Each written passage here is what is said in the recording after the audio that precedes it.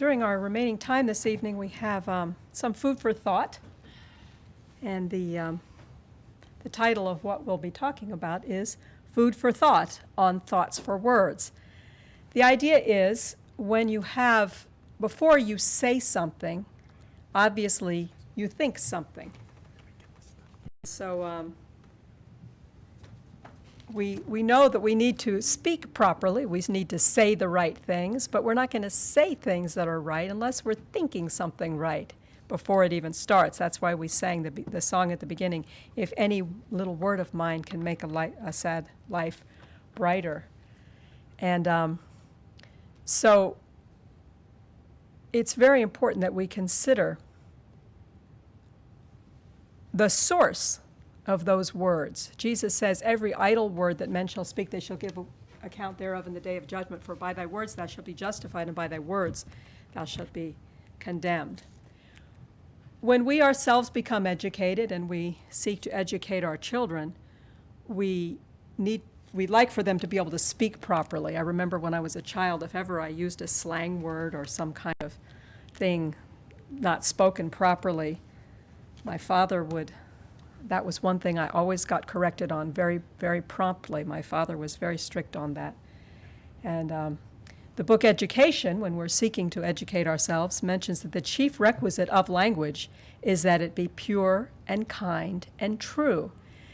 How important it is that it be pure, kind, and true. I remember a friend that I had, she had a little note to herself on the bathroom mirror, taped onto the bathroom mirror, and it said, is it true? Is it kind? Is now the time? And that was sort of a reminder to herself before she would say something to make sure it was true and make sure it was something kind and was then the right time to say it. And she was quite good at the way she spoke, and I think it was because of that constant reminder on her bathroom mirror. The book Education also tells us that the graces of character are developed by how? By dwelling in the atmosphere of the pure, the noble, the true. And wherever there is purity of heart and nobleness of character, it will be revealed in purity and nobleness of action and of speech. So sometimes it's not always easy to dwell in a pure atmosphere, and I think of that passage we mentioned as we've been studying in the New Testament, the early church, those of Caesar's household. Well, that atmosphere wasn't probably pure, neither noble, neither true, but they nevertheless stood firm because they were always looking unto Jesus. We mentioned this Bible verse already, that idle words we will be held accountable for. But wait a minute now, what about brother such and such? What if there's somebody that really bothers me? Brother whatever or sister whatever. And there's a little example of some in the college back in those days. It mentions there were some in the college who looked only for that which had been unfortunate and disagreeable in their acquaintance with brother blank. These persons that are always dwelling on this have not that noble Christ-like spirit that thinketh no evil. Remember 1 Corinthians 13, thinketh no evil. There's some people that love to think about negative things. But these, at the college there, they had made the most of every inconsiderate work or act, and have recalled these at a time why envy, prejudice, and jealousy were active in unchristian hearts. And then she mentions an interesting quote from some source. It says, a writer has said that envy's memory is nothing but a row of hooks to hang up grudges on.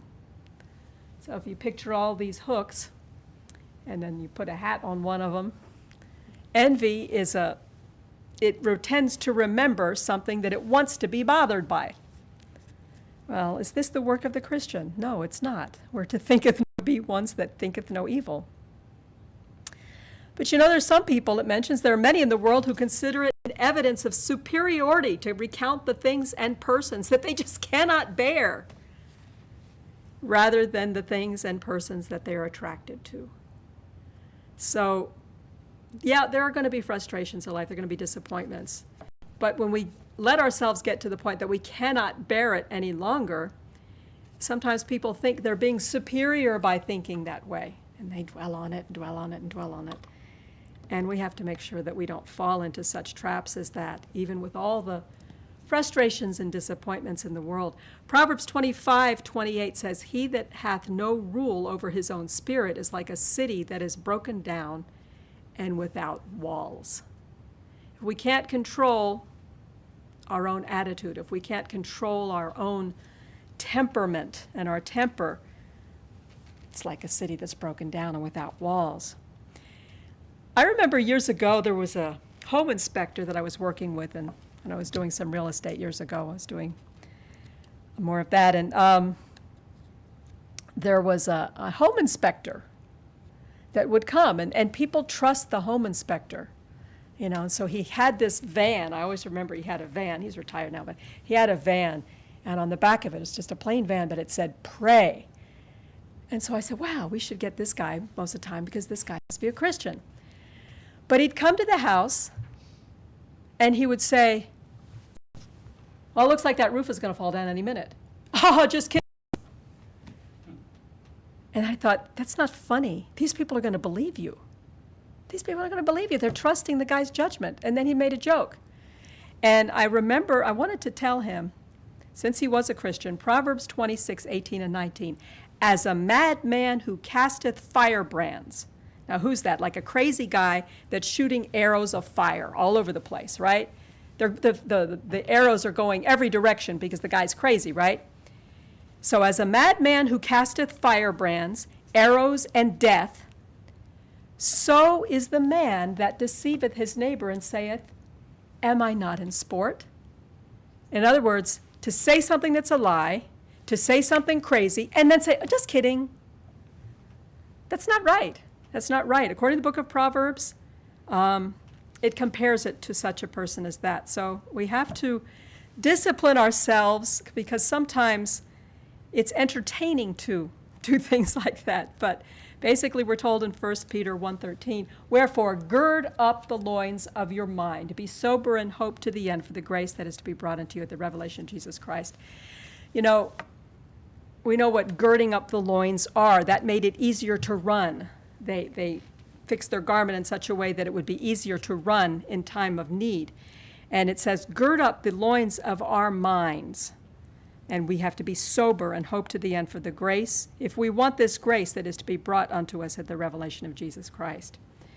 So again, what we think has a lot to do with what we're going to say, what we're going to do. And I remember this famous saying, "You're not what you think you are, but what you think you are." So in other words, what you think about is who you become. And this is why when you see sometimes people get so bitter and so angry and so annoyed, they end up losing their experience. We can't be dwelling on the negative like that. And we're told that the thoughts must be bound about, restricted, withdrawn from branching out and contemplating things that will only weaken and defile the soul. The thoughts must be pure. The meditations of the heart must be clean, if the words of the mouth are to be words acceptable to heaven and helpful to your associates. So, we have to have pure words. Our meditations must be clean, and our words acceptable to heaven if we really want to be helpful.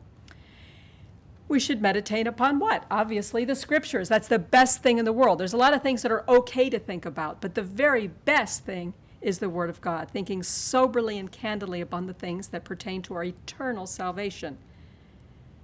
The infinite mercy and love of Jesus. How often do we think about that?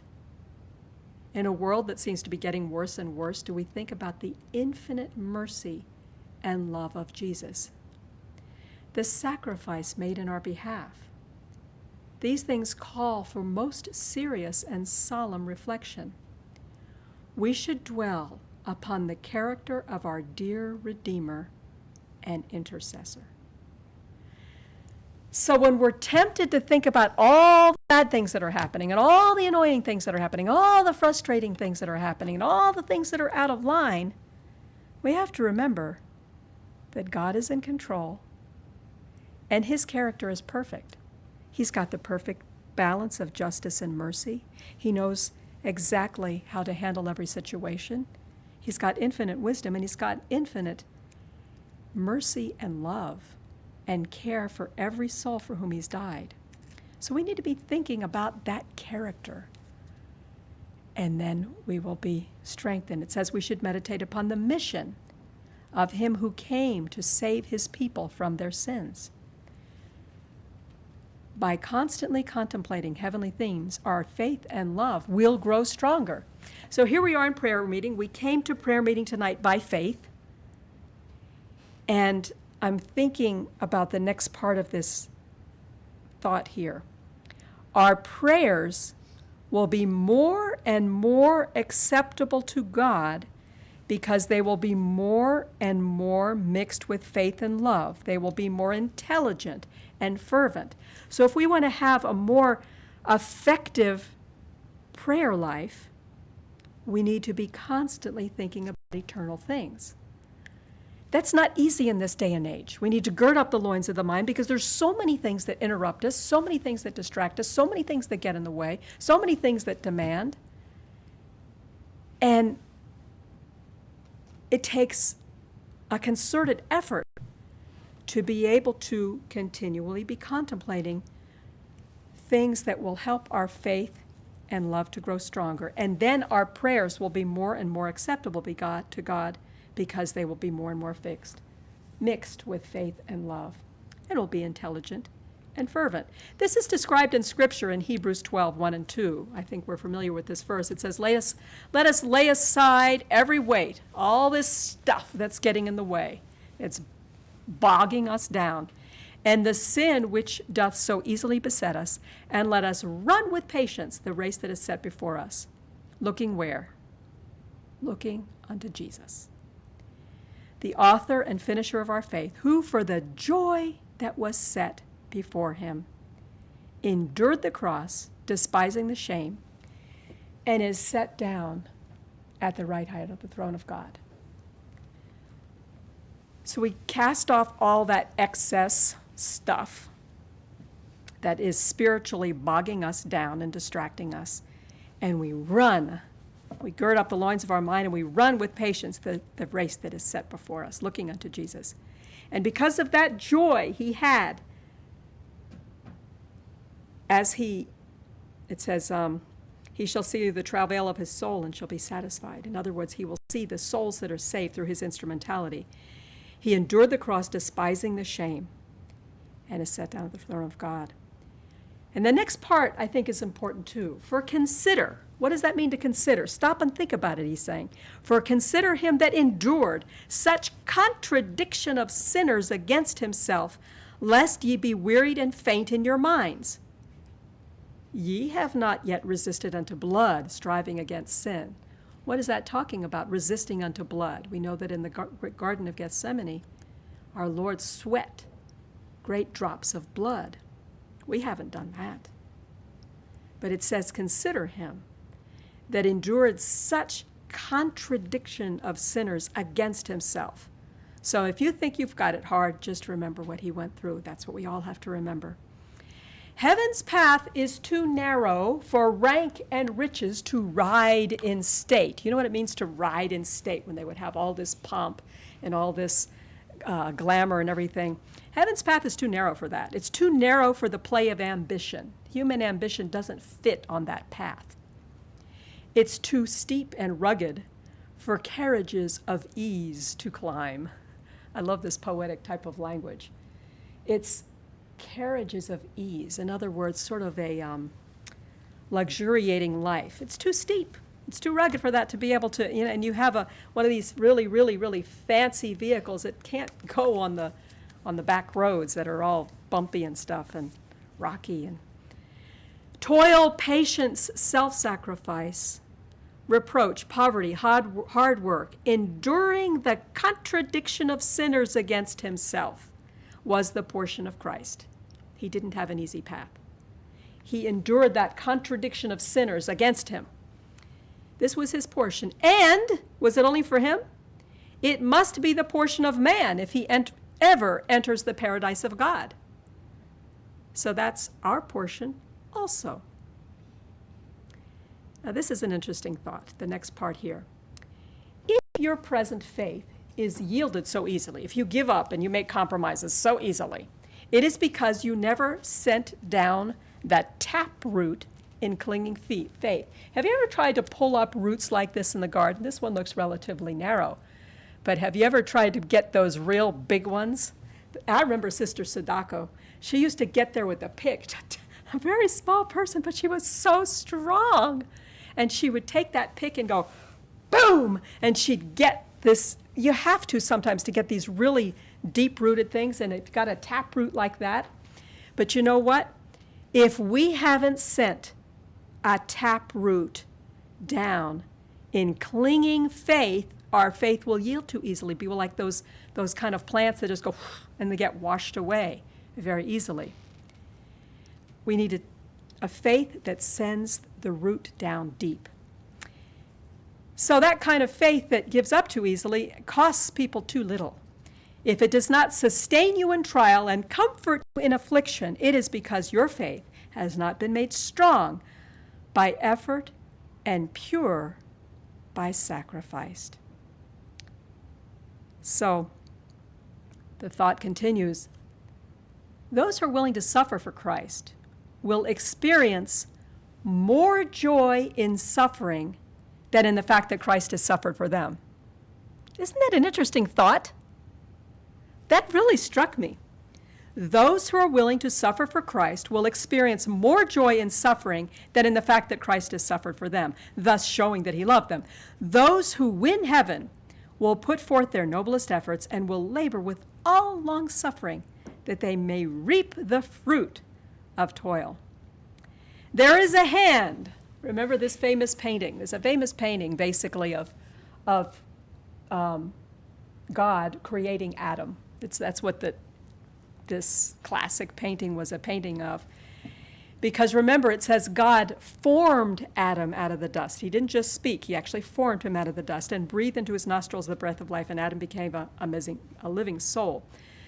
There's that hand that created us. And then we also read in the book Education that the hand that was nailed, that the hand that set the planets and stars, and I'm not quoting it exactly, but something along these lines, those hands that set the heavenly bodies in space, is the same hand that was nailed to the cross for us. Such a beautiful thought. And this same hand, it says, there is a hand, that same hand, that will open wide the gates of paradise to those that have stood the test of temptation and kept a good conscience by giving up the world, its honors, its applause for the love of Christ, thus confessing him before men and waiting with all patience for him to confess them before his Father and holy angels. Remember, he says, if we deny him, he'll deny us before his Father. But if we confess him, he will be happy to confess us before his Father. And he is eager to do that for us, and he's eager to open wide this gate of paradise. It's for us to resist the temptations. You know, there's a list of no-nos. I have a little story I remember years ago. When I had first decided to become a vegetarian, I was making a split pea soup, right? And I had it on the pot, and I was boiling the split peas the first time I'd ever done this. I knew my mom had done it sometimes, but I had never actually done it. So there was this pot of split peas, and I was out of the room, and my mom came in, and she put a great big ham hock in it.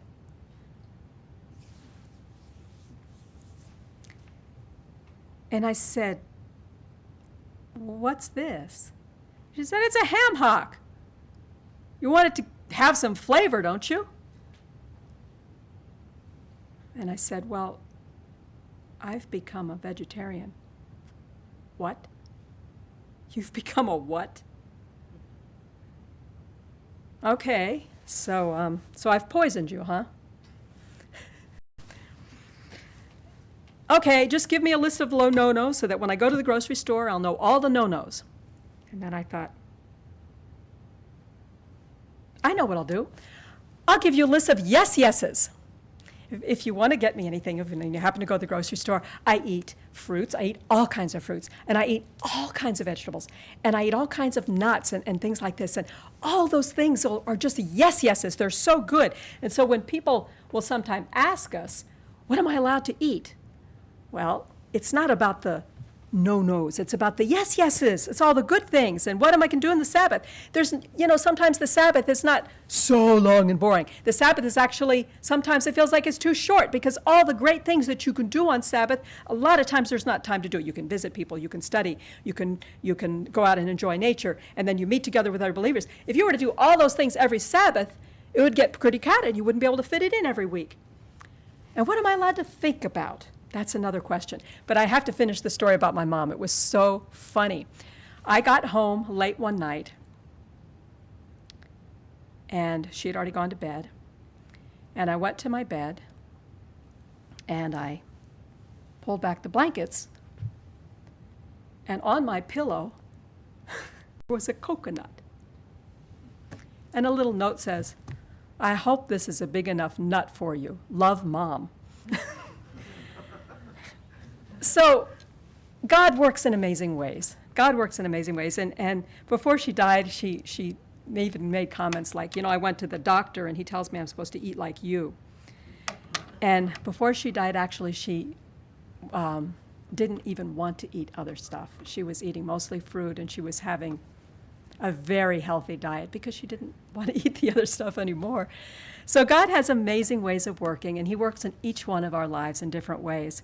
And so if we want to know what we should be thinking about, the Bible tells us, and it was our key verse that the apostle bids us. He says, and he wrote this from prison. He says, finally, brethren, whatsoever things are true, whatsoever things are honest, whatsoever things are just, whatsoever things are pure, whatsoever things are lovely, whatsoever things are of good report, if there be any virtue, and if there be any praise, think on these things. So may the Lord help us to get that blessing and enjoy the tremendous bounty he has for each one of us.